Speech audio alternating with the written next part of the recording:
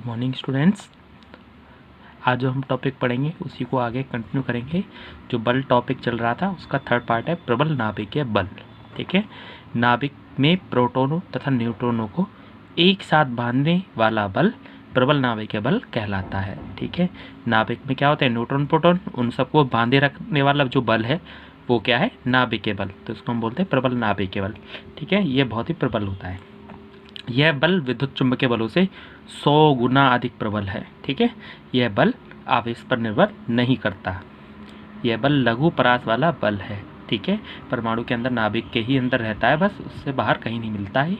यह बल केवल नाभिक के भीतर ही प्रभावी रहता है। ठीक है, फोर्थ पॉइंट पर आते हैं। फोर्थ पॉइंट है क्षीण नाभिकीय बल। कुछ नाभिकीय घटनाओं जैसे रेडियोएक्टिव नाभिक के बीटा 6 में, ठीक है, तो घटना क्या है, रेडियोएक्टिव नाभिक का बीटा 6। ठीक है, रेडियोएक्टिव पदार्थों से क्या होता है, अल्फा बीटा गामा, ठीक है, ये कण निकलते हैं। ठीक है, उन्हीं की बात हो रही है। तो बीटा कण जो 6 होता है तथा मूल कणों के बीच, मूल कण यानी जैसे इलेक्ट्रॉन न्यूट्रॉन प्रोटॉन, ठीक है, ये मूल कण होते हैं। तो बीटा कण और इनके बीच में कार्य करने वाला बल क्षीण नाभिकीय बल है। ठीक है, तो ये चीज़ हो गया। यह बल लघु परास वाला है तथा नाभिक के आकार से अधिक दूरी पर विलुप्त हो जाता है। ठीक, परमाणु से ज़्यादा अधिक दूरी पर होगा तो ये विलुप्त हो जाएगा। ठीक है, अब आते हैं नेक्स्ट टॉपिक पर। जो नेक्स्ट टॉपिक है हमारा संरक्षण नियम। तो बहुत सारे संरक्षण नियम हैं, ठीक है, जिनमें से कुछ मैं आपको यहाँ दिखा रहा हूँ। तो कुछ संरक्षण नियम निम्न प्रकार से हैं। जैसे पहला, ऊर्जा संरक्षण। आपने पढ़ा भी होगा, ऊर्जा को न तो नष्ट किया जा सकता है और न ही उत्पन्न किया जा सकता है। ठीक है, एनर्जी कंजर्वेशन। तो वही चीज़ है यहाँ भी। यदि किसी वस्तु पर कार्य करने वाला बल संरक्षी है, ठीक है, तो निकाय की कुल यांत्रिक ऊर्जा नियत रहती है। ठीक है ना, यानी उसकी कुल मतलब गतिज ऊर्जा और स्थितिज ऊर्जा का योग, उसको बोलते हैं हम यांत्रिक ऊर्जा। ठीक है, तो वो नियत रहेगी, वो नहीं बदलेगी, उनका योग क्या रहेगा, नियत रहेगा। ऐसा कब है, जब उस पर कार्य करने वाला बल क्या हो, संरक्षी बल हो। ठीक है ना, या फिर ऐसे भी बोल सकते हैं, ऊर्जा को न तो नष्ट किया जा सकता है और न ही उत्पन्न किया जा सकता है, परंतु इसे एक रूप से दूसरे रूप में बदला जा सकता है। यदि बल संरक्षी नहीं है, ठीक है, इसमें पहले क्या था, संरक्षण बल था, जो बल था वो संरक्षी था।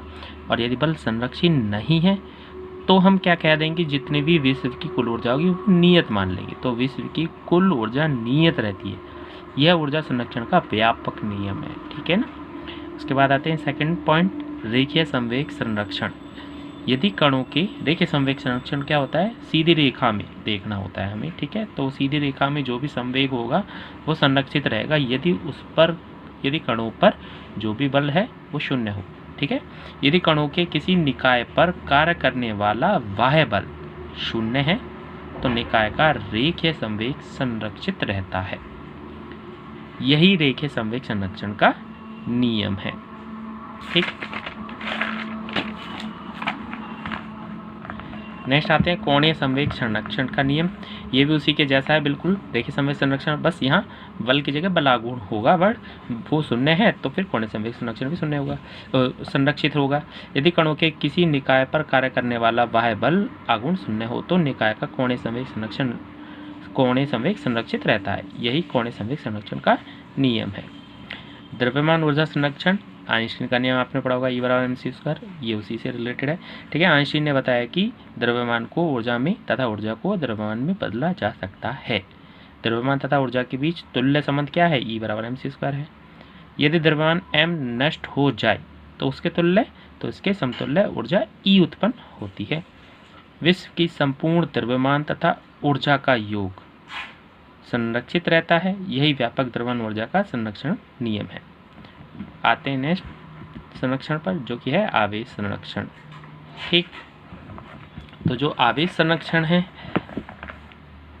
इस नियम के अनुसार किसी एक विलगित निकाय का कुल आवेश क्या रहता है, संरक्षित रहता है। ठीक है ना, तो कोई भी विलगित निकाय, विलगित का मतलब जिसका किसी से कोई रिलेशन या संबंध नहीं है, किसी से कोई कनेक्शन नहीं है, मतलब एक ऐसा निकाय जो अपने आप में आइसोलेट है, ठीक है, का कुल आवेश संरक्षित रहता है। इसका मतलब उस पर कोई आवेश है तो जितना है उतना ही रहेगा, समय के साथ ना ही घटेगा ना ही बढ़ेगा।